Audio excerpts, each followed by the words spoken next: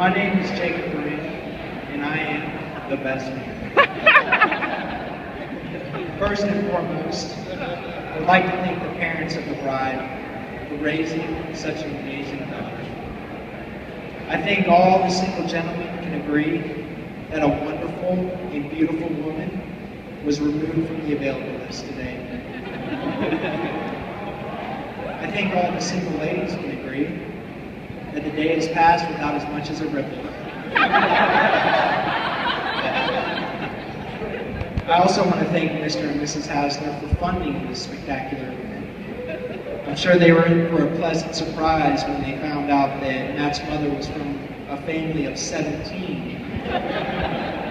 Regarding that pleasant surprise and the additional spending involved with it, Mr. Hasler, where you at? I'm going to need to see you after the event regarding some gambling debt. Matt and I have known each other for 17 years. We met in 5th grade when we were both skinny, good-looking, athletic, and extremely popular. We were the star players on the best soccer team. We constantly had ladies at our heels. And this continued until the 7th grade. Then an amazing thing called puberty hit us. While a lot of the other boys were growing muscles and growing tall, Matt and I were growing breasts. Needless to say, Matt and I had a lot more time hanging out. Our popularity and athleticism were now a thing of the past. Thankfully, we did get taller, and our friendship grew closer. I can honestly say that there's nothing I wouldn't do for Matt. And I know that there's nothing he wouldn't do for me. As a matter of fact, we spent our entire lives doing absolutely nothing for each other. After high school, Matt went to the Marines and I headed to college. When Matt came back, he joined me at Kennesaw. As we got older, we began to party, chase girls. Matt was always there as my partner in crime. I would love to tell you more about these times, but unfortunately I would also be incriminating myself. I also promised Matt that I would not bring up any of his exes, so I guess I'll spare you that 3 seconds. But that all changed a little over 3 years ago, when Matt met a special girl on a special night in Nashville, Tennessee.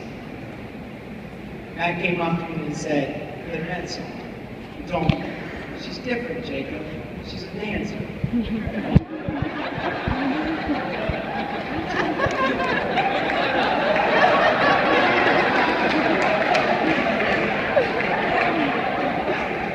So down the road at a bar in Atlanta, I had my first opportunity to meet Carrie. When I first met her, all I could think is, wow, this girl is so normal. What the hell is she doing with Matt? Anyone who knows Matt knows that he's far from normal. He's Miley Cyrus's wrecking ball. He enters the room much like a Tasmanian devil would, spitting on and destroying everything in his path. But for reasons this world will never understand, she loved Matt. You could see it in her eyes as much as you could see it in his. From that moment on, I knew Matt had found his soulmate. I remember about a year and a half ago, Matt told me Carrie was moving down to Georgia to live with him. I thought, wow, this is happening.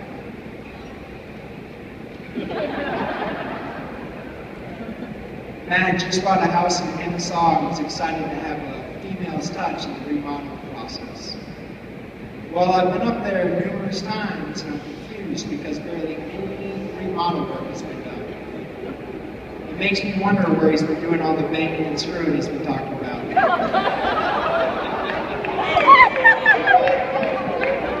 Jokes aside, Carrie and Matt, you guys are... Oh, yeah.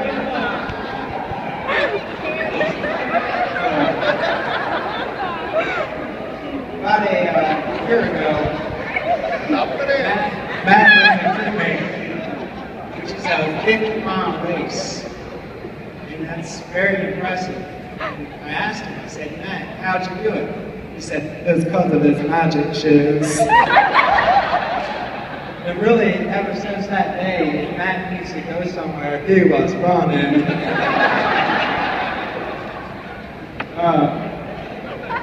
Jokes aside, Perry and Matt, you guys are such a beautiful couple.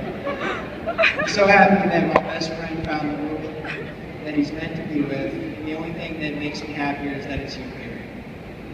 So before I close out this speech, I would like to offer Perry some points on how to have a successful relationship with Matt. Number 1, always think his farts are funny, because they will only get more frequent and grosser. Number 2, his mother tried, I've tried. Matt will always chew with his mouth open. He can't breathe through all the snot in his nostrils. Number 3, no matter how wealthy Matt becomes, he will still always prefer his clothing from Goodwill and Costco. Number 4, Matt has lost his sense of hearing. Don't let him tell you it's from the brains, he was just as loud as a child. Number 5, he will always have a unibrow. It grows back nightly. Matt and Perry, I love you both, and I wish for you a wonderful marriage as well as a lifetime of health and happiness. Ladies and gentlemen, on a final and serious note, please be upstanding and raise your glasses